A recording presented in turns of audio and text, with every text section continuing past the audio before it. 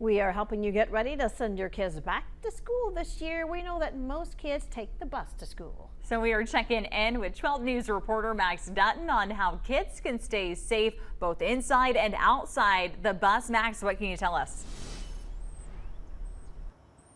Hey, yeah, that's right, Britt. We've been talking with First Student all morning about what happens outside the bus to keep students safe, but they also have a lot of safety measures inside the bus to keep students safe as well. School buses sit much higher off the road to protect passengers. School buses utilize compartmentalization, which relies on heavily padded, high-backed seats that absorb and disperses impact. Each bus is equipped with an electronic and satellite-based tracking system that provides location and speed at any given time. Renee Boydo, the director of safety training at First Student, says these tips and more make bus safety a team effort. Safe during the school year is everybody's collective effort. We do everything possible here at First Student to make sure our students are safe. The school buses themselves keep them safe.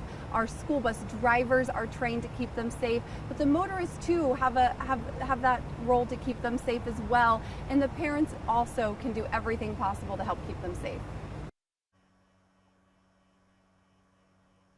Well, you're going to want to stick around because at 8:30 we're actually going to be doing a ride along in one of these buses. Guys,